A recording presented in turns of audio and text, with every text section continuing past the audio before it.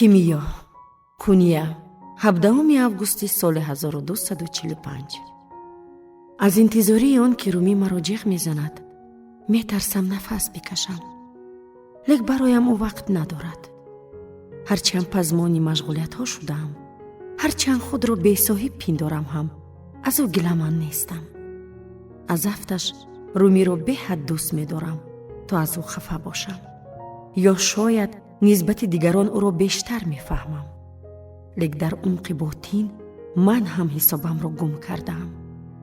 аз пайдоиши нафаре чун Шамси Табрезии ғайри оддӣ. Румӣ пайваста бо нигоҳ ӯро назорат дорад. тавре офтобпараст аз қафои хуршед тоб мехӯрад. рафоқат байнашон то ҳадде возеҳу қавист, ки паҳлӯяшон худро ноҳинҷор ҳис хоҳӣ кард. дарк месозӣ, ки дар ҳаётат чунин рафоқат вуҷуд надорад. дар манзили мо на ҳама бо ин рафоқати эшон таҳаммулпазиранд. масалан, Аловуддин. борҳо мушоҳида намудам, бо нигоҳи чашм ҷониби Шамс қариб ки оташи барқ мепошад.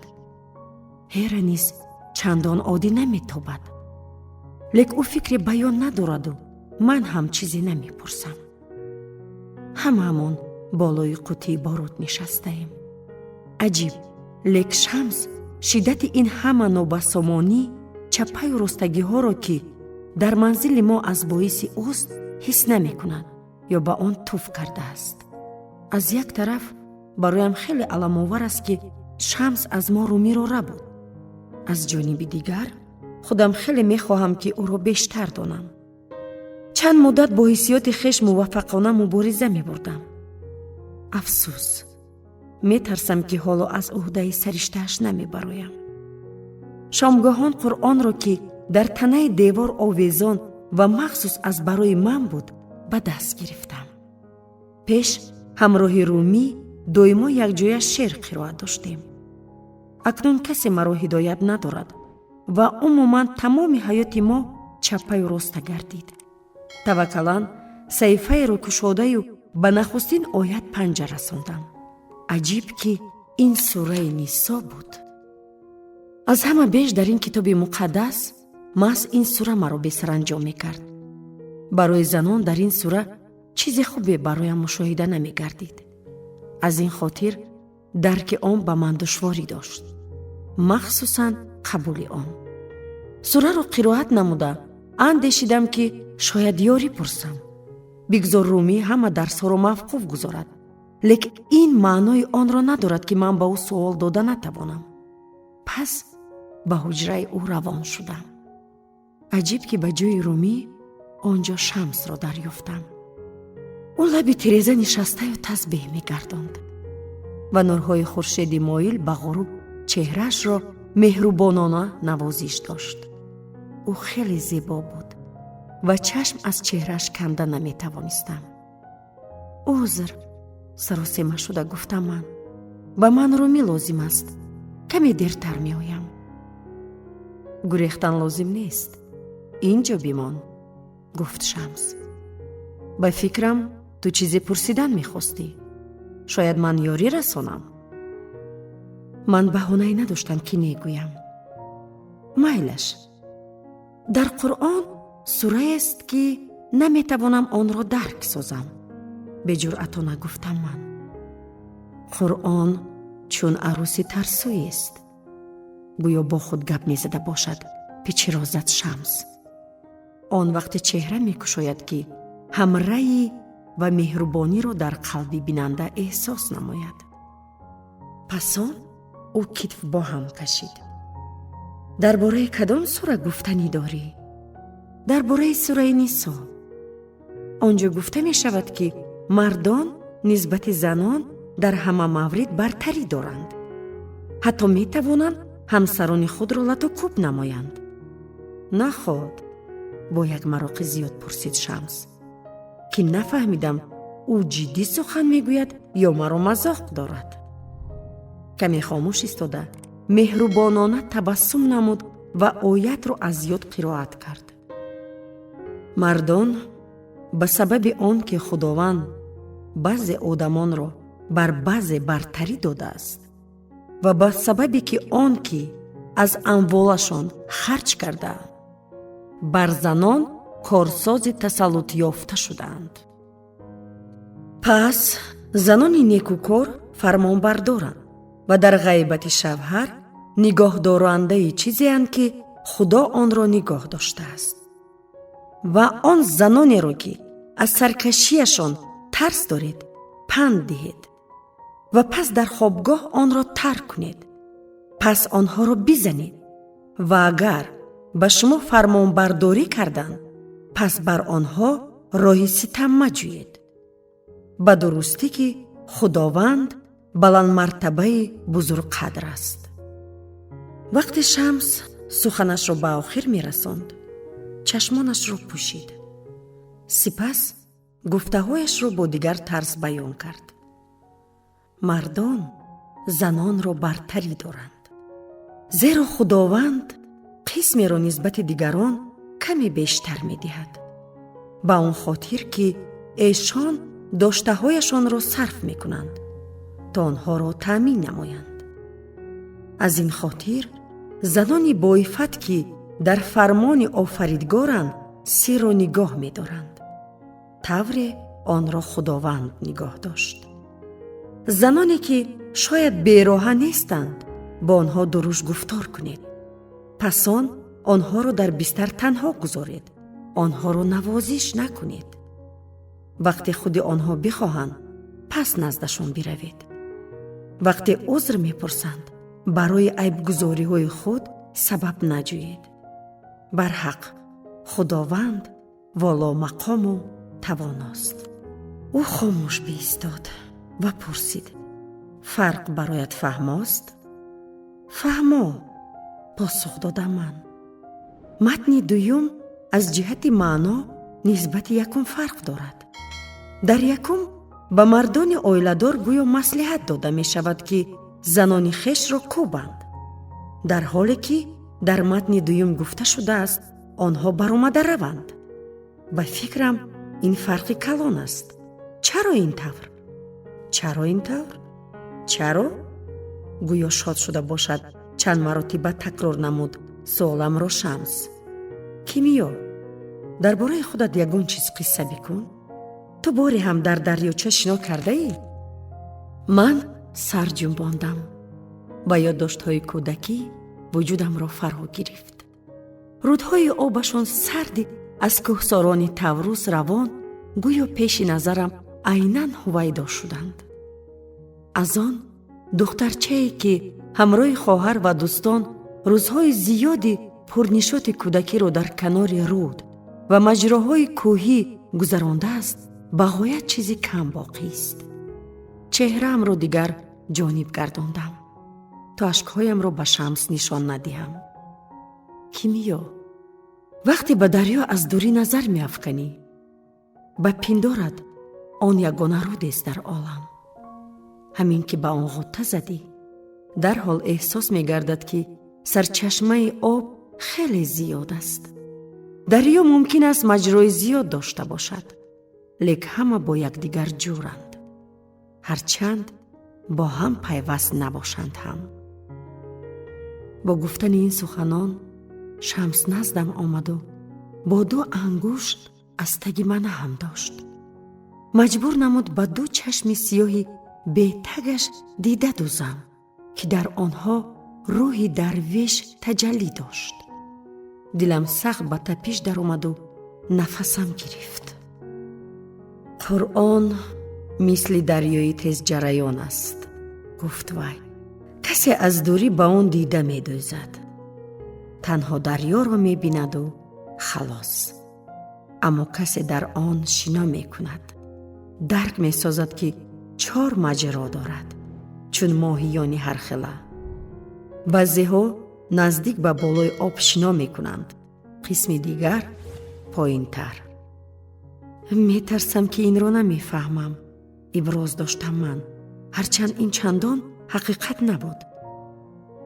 нафароне ки наздик ба болои об шино доранд, бо дарки сатҳии Қуръон қаноат месозанд. ин гуна нафарон зиёданд. эшон сураҳоро айнан қабул доранд. боиси тааҷҷуб нест, ки онҳо сураи нисоро хонда хулоса мебароранд, ки мардон нисбати занон бартарӣ доранд, зеро онҳо маҳз ҳаминро дидан мехоҳанд. дигар маҷроҳо чӣ? пурсидам ман. шамс нафас кашида гуфт: боз се маҷрои дигар аст. дуюмӣ нисбати якум чуқуртар аст, лек ба ҳар ҳол ба болои об наздик аст. ҳар қадар дониш васеъ бошад, ҳамон андоза дарки Қуръон зиёд аст. ба суханонаш гӯш дода худро якбора ҳам холӣ ва ҳам лабрез ҳис намудам. давомаш чӣ? эҳтиёткорона пурсидам ман. маҷрои сеюм ботинист. вақте сураи нисоро қироат намуда нигоҳи ботинро бикшоӣ, ин оятҳо на дар бораи зан ва мард аст, балки оиди нафосату мардонагист. ҳамаамон бо иловаи ману ту дар ҳар андоза бо нафосату мардонаем. танҳо ба якдигар пайвастани ин ду хислатро аз бар созем, мо дар ягонагӣ ашхоси бо ҳам ҷур буда метавонем.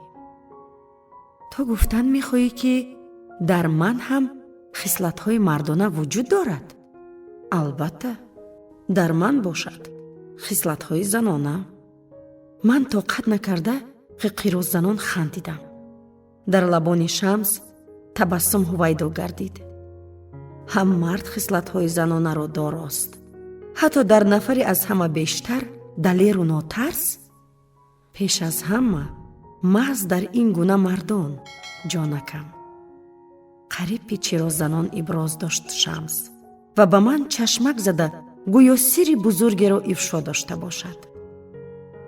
ин дафъа худро дошта нахандидам, ҳарчанд худро ҳамоно чун духтарчае ҳис мекардам. ин аз он сабаб буд, ки Шамс тамоман наздикам шуда буд. одами тааҷҷубовар, бо овози сеҳрангез, дастони чандиру мушакдор ва нигоҳи тез чун ханҷар. Шамс дасташро ба китфам гузошта чеҳраашро ба рӯям наздик овард. ман нафаси гармашро ҳис доштам. дар нигоҳаш орзупарварӣ мушоҳида гардид. бо расиши хеш ӯ маро тасхир намуд ва ман мутеона иҷозаташ додам гунаамро сила созад. ангуштонаш дар чеҳраам лағжида ба лаби поёнам расид. ҳисобамро гум карда сарам чарх зад ва чашмонамро пӯшидам. муҳимияти эҳсосро дарк намудам, ки дар ботинам ғалаён дошт. лек ба лабам расидам, пас Шамс дасташро қафо гирифт.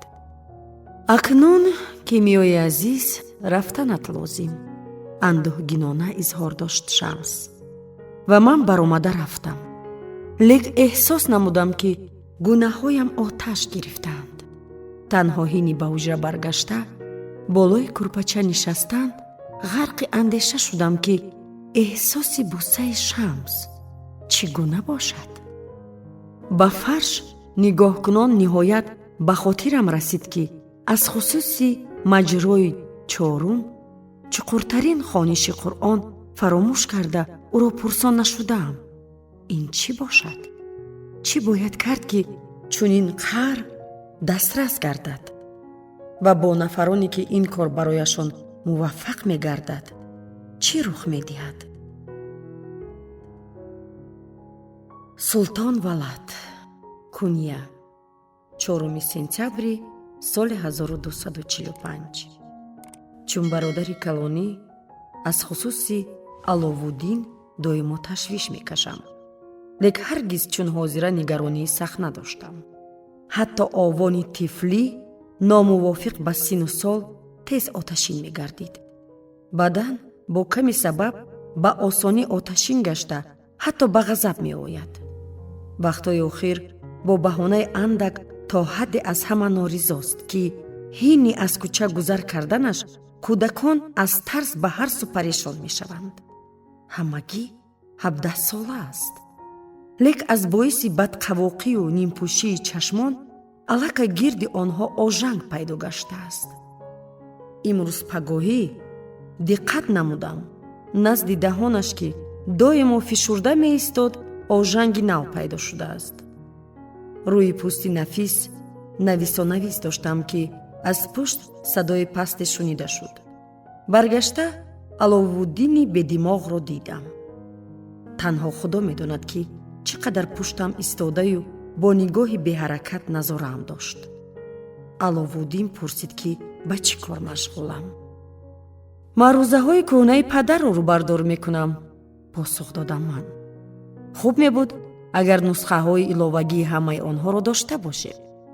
аз ин чӣ суд? баланд овоз кард Аловуддин. падар ваз гуфтану таълимро бас кард. агар диққат зоҳир накарда бошӣ, акнун дигар ӯ мадраса намеравад. магар барояд равшан нест ки тамоми масъулияти хешро падарамон фаромӯш кардааст. ин муваққатист, эътироз намудам ман. баъди чанде ӯ дигар бора бо шогирдонаш ба таълим мепардозад. худро фиреб надеҳ. магар намебинӣ ба ҷуз Шамси Табрезӣ падари мо барои чизе ва касе заррае фурсат надорад. аҷиба? ӯ дарвеши оворагардест. аз афташ дар манзили мо якумра сокин шудааст. Аловуддин фириқ кунон хомӯш гардид. интизор буд ки ба фикраш розӣ мешавам ё не. ман посух надода дар ҳуҷра ба қадамзанӣ даромадам. ҳатто ҷонибаш нанигариста дар чашмонаш ҷилои бадро мушоҳида намудам. одамон ҳар гуна гапу калоча кардаанд. бо димоғи гирифта ба гуфтораш идома бахшид ӯ. ҳама як суол медиҳад. чӣ тавр шуд ки олими соҳибэҳтиром бозичаи дасти бидъаткоре гардад? нуфузи падарамон мисли барф зери нурҳои офтоб то рафт об мегардад. агар ақлашро дуруст кор нафармояд, дигар дар шаҳрамон барояш шогирде ёфт нахоҳад шуд. ҳеҷ кас наздаш таълим гирифтан намехоҳад. барои ин ҳол набояд ман одамонро айбдор созам. пӯстро ҷонибе гузошта ба бародарам нигаристам. вай ҳоло тамоман хурдсол аст.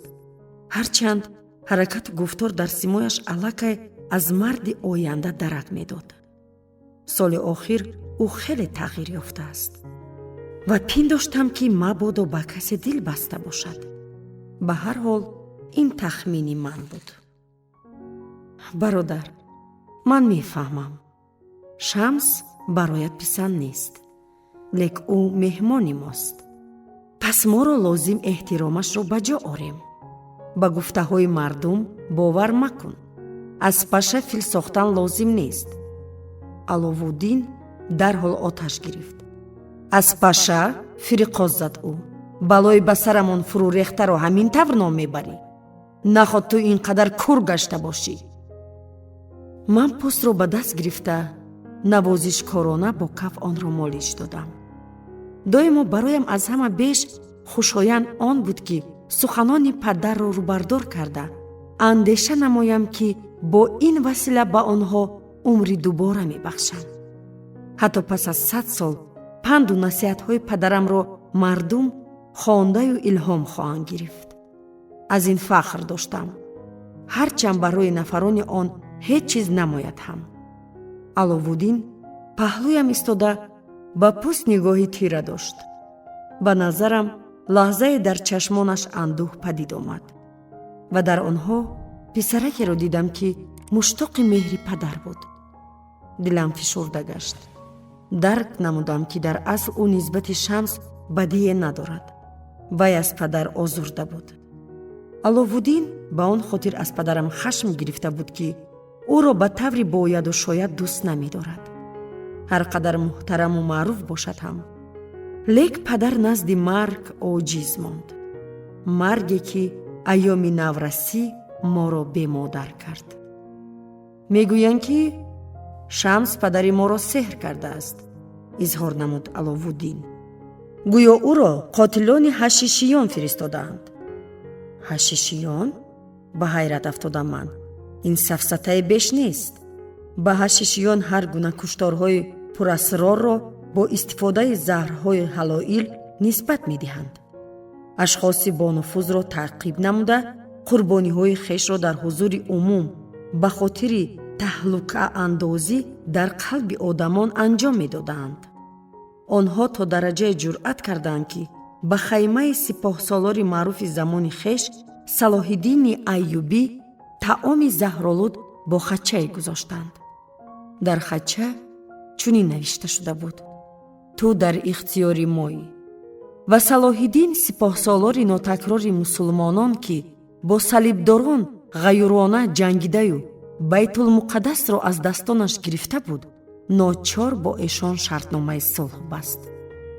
одамон чӣ гуна ҷуръат пайдо мекунанд, ки Шамсро бо ин ҷамъияти даҳшатбор пайваст шуморанд?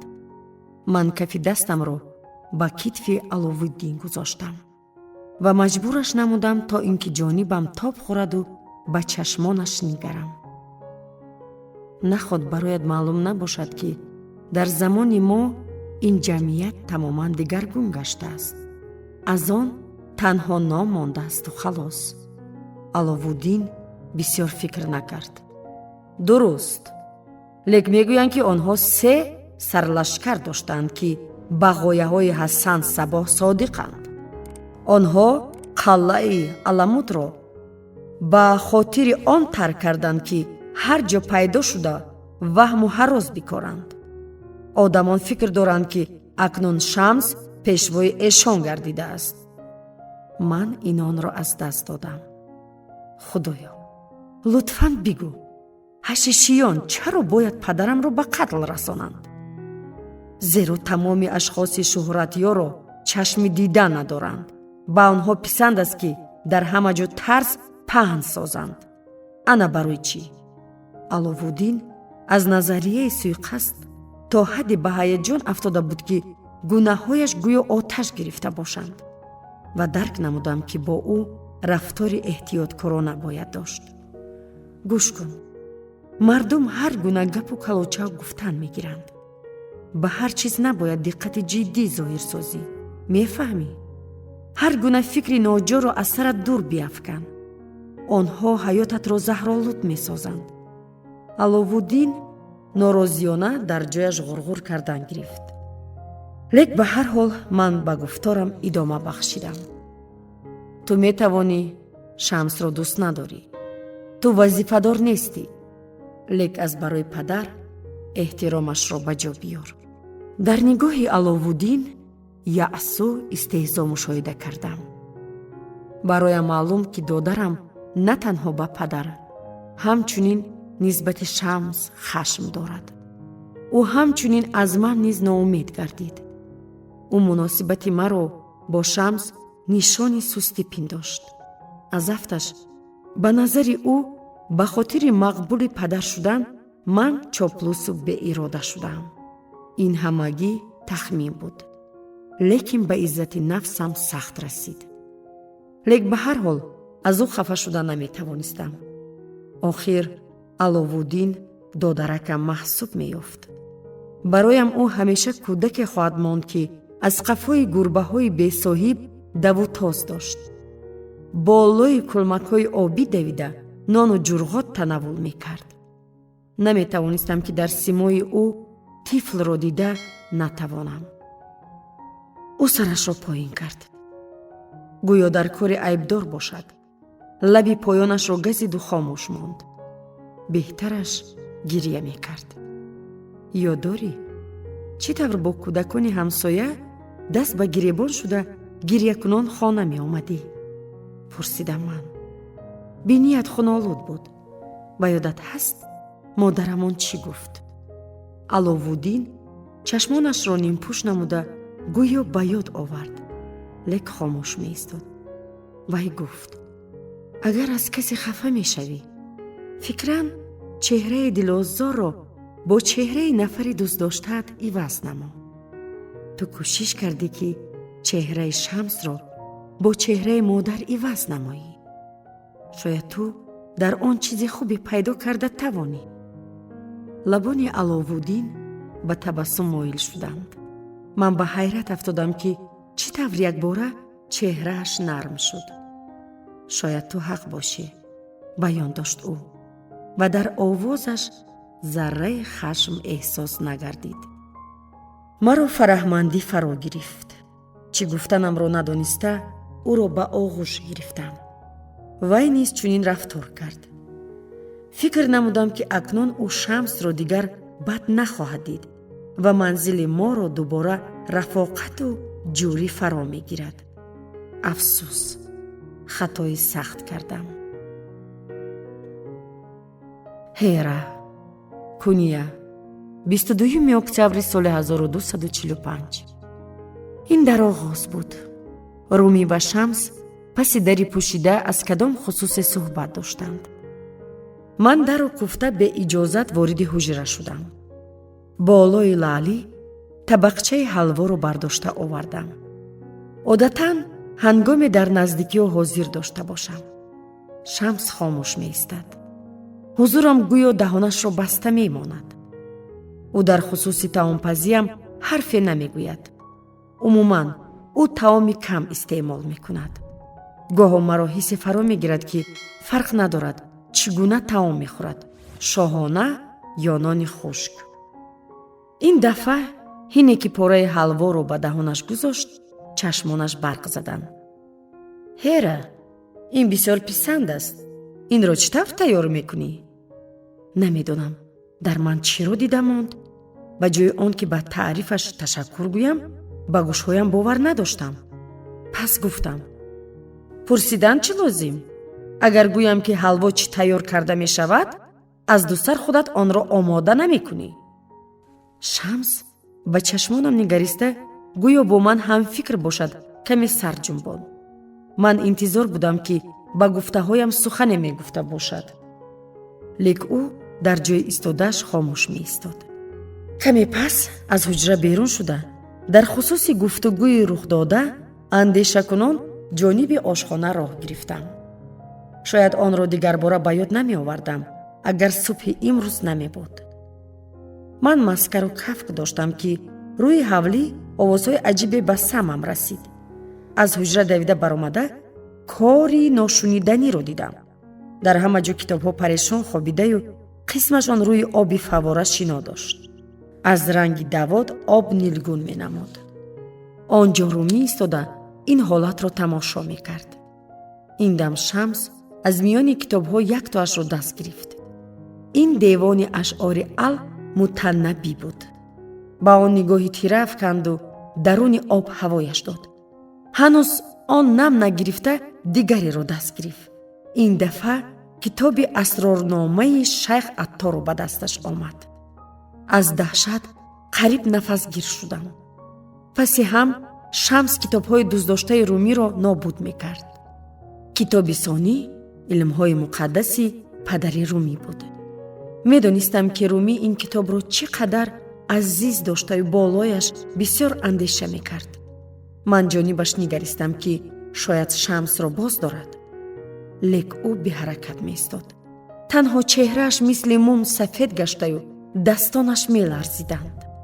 ҳаргиз фаҳмида наметавонам ки чаро вай хомӯш меистод.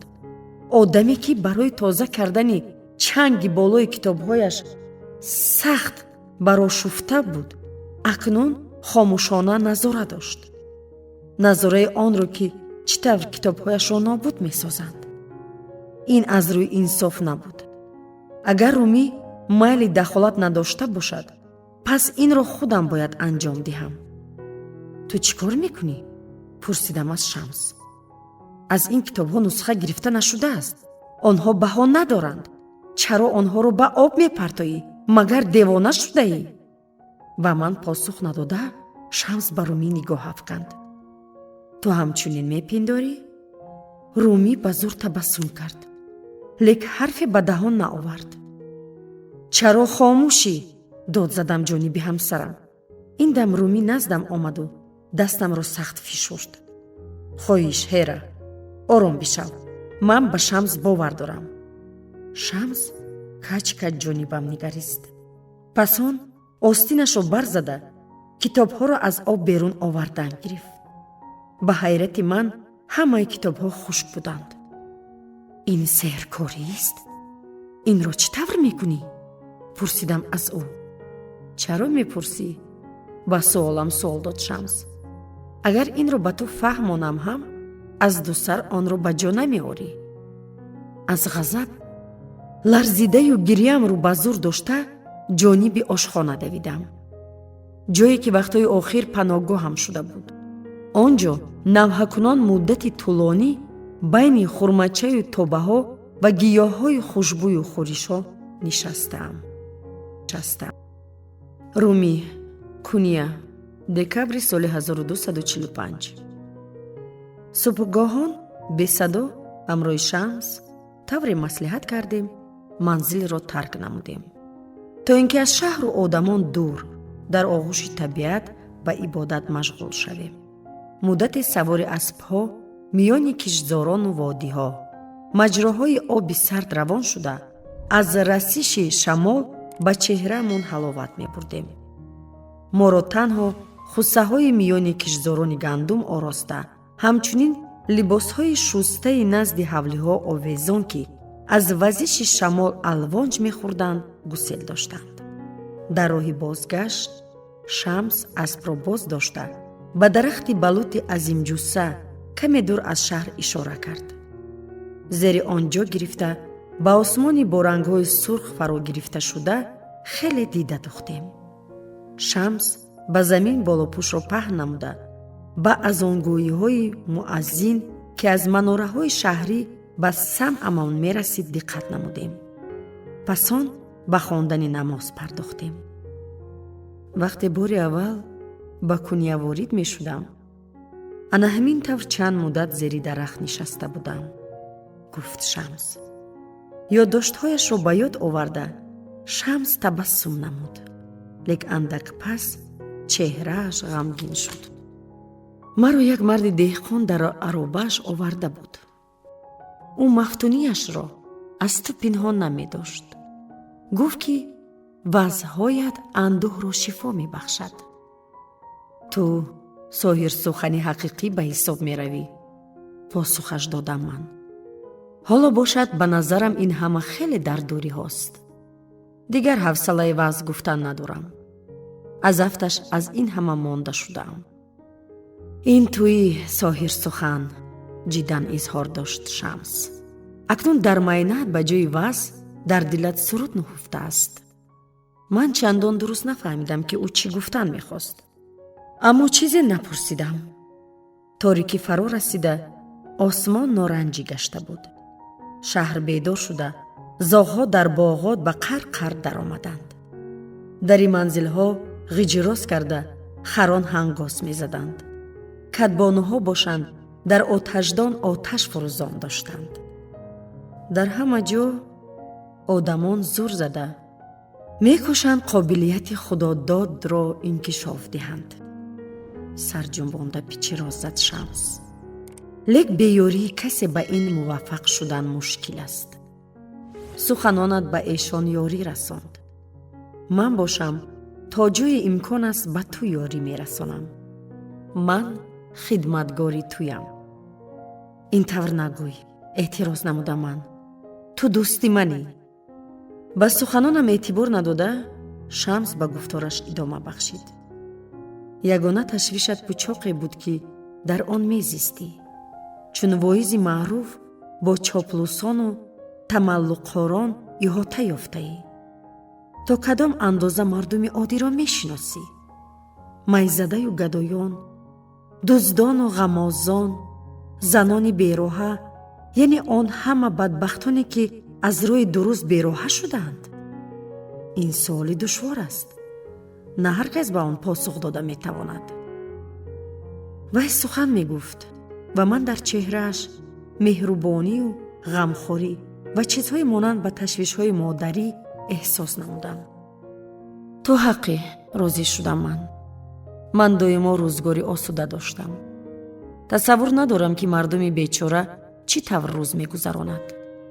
Шамс каме хокро ба каф гирифта, онро миёни панҷаҳо молиш дода оромона илова кард. агар мо тавонем ки коинотро бо ҳама рангорангияш, бо ҳама зиддиятҳояш ба оғӯш гирем, пас мо дар ӯ ҳал мегардем. чӯби хушкеро аз замин бардошта, Шамс гирди дарахти баллуд доираи калон кашид. пас он дастонашро ба осмон бардошта, гӯё майли ба он хестан дошт.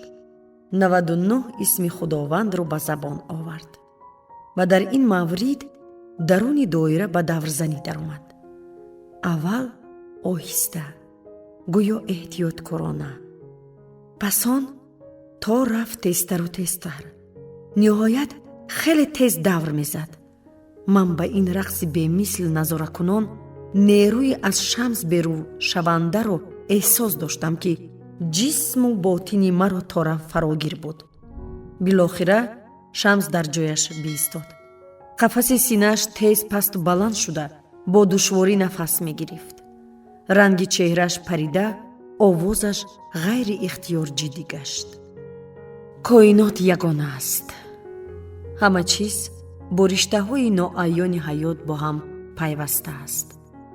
мехоҳем ё намехоҳем, мо доимо ба хомӯшона бо якдигар ҳам суҳбат мешавем. кори бад накун, дарки андӯҳро ёд гир.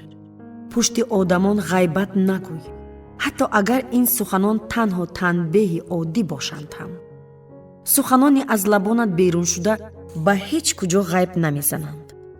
онҳо дар фазои беохир ғун шуда рӯзе боз пас меоянд.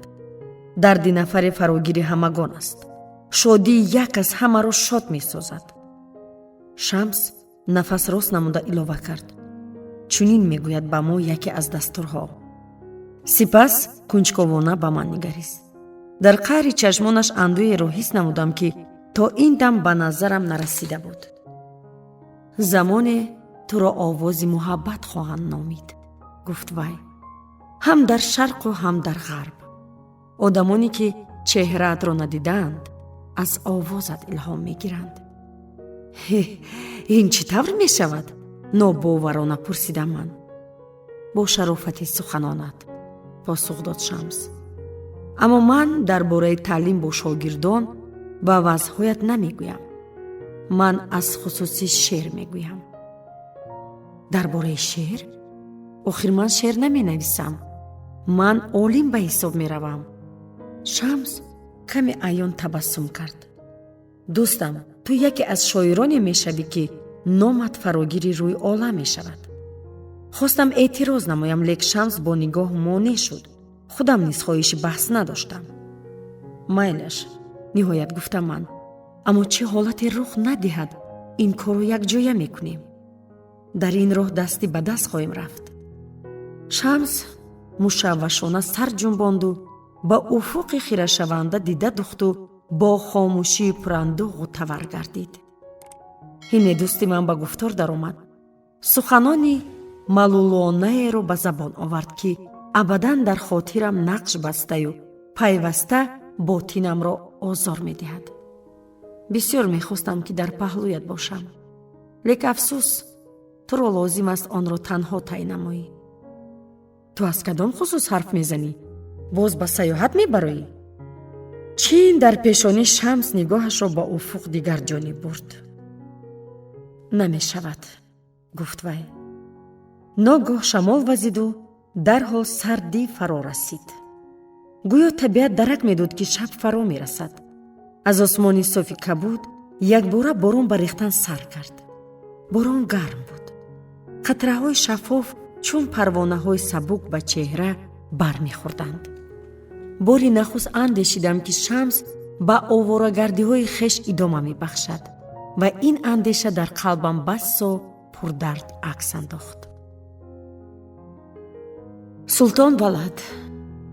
куния, декабри соли 1245. шояд ғайбатгӯӣ барои баъзеҳо писанд бошад, лек танҳо барои ман не. чаро одамон чизеро муҳокимакунон писханд мезананд, аммо ба маънояш сарфам намераванд. онҳо ҳатто тасаввур намекунанд, ки робита байни падарам ва Шамс то чӣ андоза аст. аз афташ онҳо қуръонро қироат накардаанд. агар мекарданд, пас мисолҳои рафоқати рӯҳиро медонистанд. масалан, қиссаи Мусо ва Хизирро. дар ин хусус сураи Каҳф возеҳ баён медорад. мусо ҳамчун инсони бузург мебоист расули худо яъне паёмбар шавад. ҳамчунин ӯ лашкаркаш ва қонунгузор буд. боре дар яке аз давраҳои рӯзгораш ба рафиқи маънавӣ муҳтоҷ мегардад, то ин ки чашми сеюми худро бикушояд.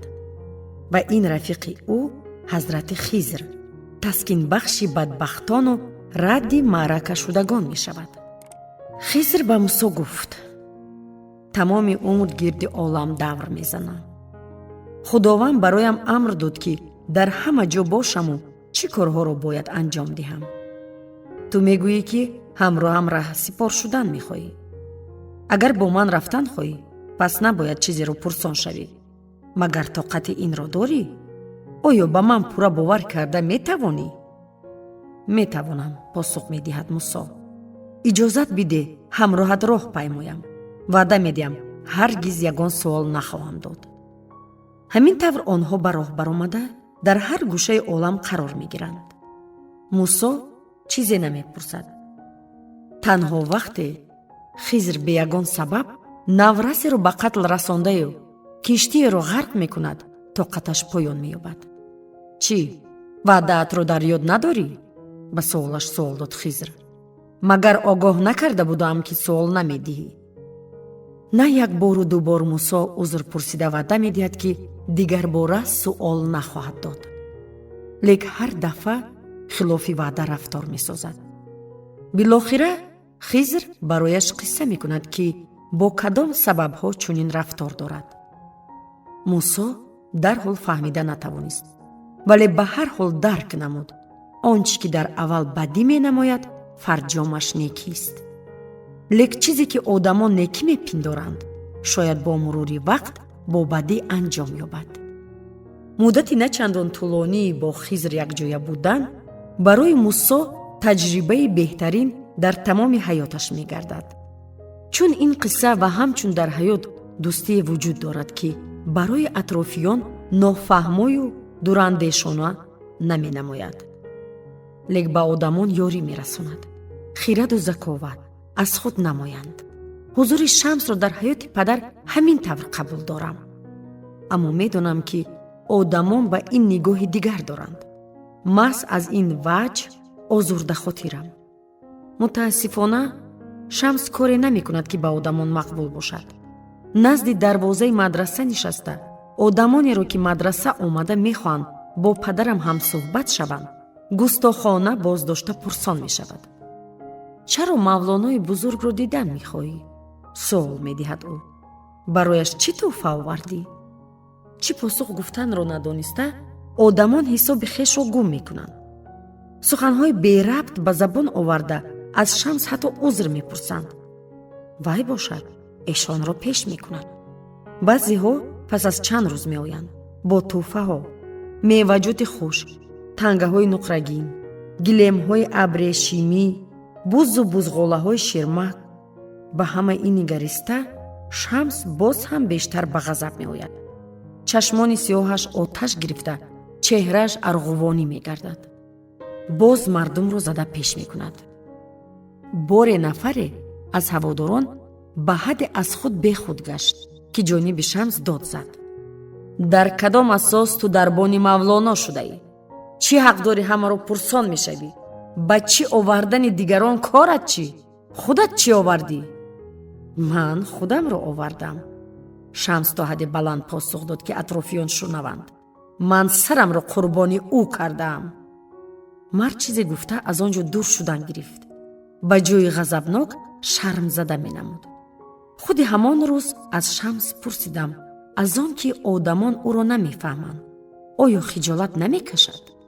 ба ӯ фаҳмондам ки дар ин шаҳр аллакай чӣ қадар душманон ба худ андохтааст. Шамс бо нигоҳи холи ҷонибам нигарист. гӯё маънои гуфтаҳоям барояш нофаҳм аст. ман душман надорам. китф дар ҳам кашид ӯ. нафароне ки худоро дӯст медоранд шояд мунаққид, ҳатто ҳариф дошта бошанд, аммо ягон душман не. охир ту бо одамон баҳс мекунӣ кӯ? ба суханам истодагарӣ доштам ман. Шамс хафа шуд. من با آدمون بحث نمی کنم، گفت او، بلکه با منی آنها بحث می کنم که این تماما دیگر چیز است. پس او آهسته اضافه کرد. یکی از 40 دستورها چنین می فرماید: عالم ما مثل کوهی است که آوازت در آن عکس صدا می دهد. خوب یا بد، چیزی که نگویی بالاخره جانی بد می آید. از این وجه اگر نفری نسبتت فکری بد داشته باشد و عیناً رفتار انجام دهی، باز بدتر خواهد شد. تو در دایره نیروی ویران شده خشم در میمانی. به جای این مدت 40 شبانه روز نسبت آن آدم تنها اندیشه نیک بکن. بعد 40 روز همه تغییر می‌یابد، زیرا خود باطناً تغییر می‌یابی. آخر آدمان نسبتت بسیار سخنهای ناجا میگویند. آنها حتی میگویند که دو مرد اگر همدیگر را سخت دوست دارند، بینشان رابطه ویران به وجود می آید. در آخر به زور شنوا ابراز داشتم من. شمس دستش را به کتفم گذاشت و با تبسم تسکین بخش خویش لبانش را وا کرد. پس برایم قصه را بیان نمود. دو رفیق به سیاحت برآمده لب دریا می رسند. آب دریا از بارشات خیلی بلند شده بود. هینه که می خواستند دریا را عبور نمایند، زنی جوان و زیبایی را می بینند. او تنها و نمی دونست چطور از دریا گذرد. یکی در حال نزدش حاضر می گردد. او را برداشته به ساحل مقابل می رساند. جوان زن را به زمین گذاشته بعد خیر و خوش با دوستش یک جای راه را ادامه می دهند. دوام راه رفیقش خاموش و پرسش‌هایش پاسخ نمی دهد. مدتی می گذرد. نهایت رفیقش خود طاقت نکرده خاموشی را ویران می سازد. چرا به آن زن دست رساندی؟ ممکن تو را از راه می زد. زن و مرد نباید به یکدیگر دست رسانند. رفیقش در جواب چنین گفت: دوستم، آن زن را از آب گذرانده در ساحل گذاشتم. تو باشی تا حال او را با خود می بری. بعضی آدمان به همسفر دویم شباهت دارند، ابراز داشت شمس. در کتفان ترس و اعتماد خویش را برده زیر وزن گران آن می‌افتند. اگر بشنوی که نفر دوستی من و پدرت را نادرست می‌فهمد، پس باید بگویی این کار عقل او نیست. ایلام، نوردگمپتون، 15 ایونی سال 2008. ایلی بهت عزیز، تو پرسیدی که چطور اهل تصفف شدم. رخ دادن این حال کاری یک روزه نبود. من در اویله کریگ ریچاردسون در دهه به ساحل نزدیک شوتلندی کینلوخ بروی به دنیا آمدم. هینه درباره گذشته میاندیشیدم. زورق‌های ماهیداری، تورهای وزنین ماهیگیری پر از صید و آبسبزهای کنار ساحل که چون ماران سبز به نظر می نمودند به یاد می رسد. همچنین سیله پرنده های در جستجوی کرم سرسان و بوی نمکینی بحر. این بوی همراه بوی کوهساران و کلها، همچنین حیات یک رنگ و دلگیری پس از جنگی اروپا، چنین منظره که بچگیم پسی سر شده است. در حالی که عالم افتان و خیزان به سالهای 60 وارد شده و صحنه راهپیمایی های دانشجویان و انقلاب ها می گردید، از همه این در کنار در پناهگاهی سبز و آرامی خویش بودم. پدرم مغازه فروش کتاب های کهنه نادر و صاحب بود. مادر باشد گوسفندانی دارای پشم قیمت بها را پرورش می کرد. هنوز کودک، تنهایی چوپان بچه و فروشنده به خود غرقیده کتاب ها را درک داشتم. متصل بالای درخت پیر برآمده با اعتقاد قوی به اطراف دیده می دوختم که تمام عمر را انا همین طور خواهم گذراند. پیوسته دلم از شوق به سیر و سیاحت گم می زد. لیکن من کینلوخ بروی را دوست می داشتم و از آینده‌ام خوشنود بودم. لیکن از کجا می دانستم که خداوند تقدیرم را با دیگر طرز جریان می دهد. پس از چند وقتی که 20 ساله شدم، دو چیز را کشف نمودم و حیاتم کلاً تغییر داد. چیز اول صورتگیرک شد. من به درس آموزش صورتگیری خود را ثبت نام کردم. نمی دانستم که هوس کار تمام حیاتم می گردد. دوم محبت بود. ман ба духтари ҳоландӣ ки ҳамроҳи дӯстон дар аврупо саёҳат дошт дил бастам. номаш Марго буд. дар ҳоле ки Маргои соҳибҷамолу гуногунфеъл 8 сол аз ман калон буд, худро намояндаи зиёиёни бесару сомон, хаёлпарасту тарафдори беҳокимиятӣ, ҳимоятгари ҳуқуқу манфиатҳои шаҳрвандон, табиат ва муаррифгари фарҳанг мешумурд.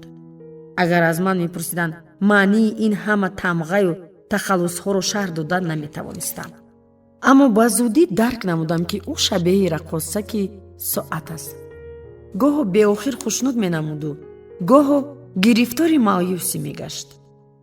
чизҳое ки ба назараш риёкории ҳаёти буржуазӣ менамуд. ба ҷаҳлона дарафтода бо ҷомеа дар ҷанг буд, лек айни ҳол ба тамоми ҷузъиёти зиндагӣ мароқи зиёд дошт. то ҳол ҳайронам, чаро аз ӯ фирор накардам.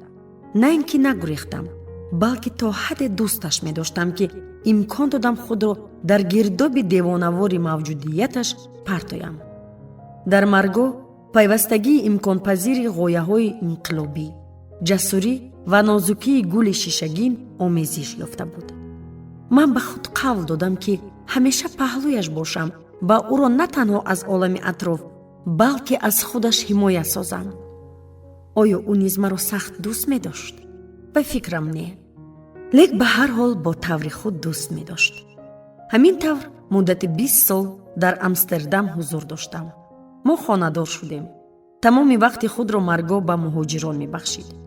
дар созмони хайрия фаъолият намуда, одамони маъюбу бемору аз ҳар гӯшаю канори ноороми олам, ки дар Ҳолланд хоҳиши дарёфти хонаи дуюми худро доштанд, ёрӣ мерасонд. ӯ барояшон фариштаи наҷотбахш маҳсуб меёфт.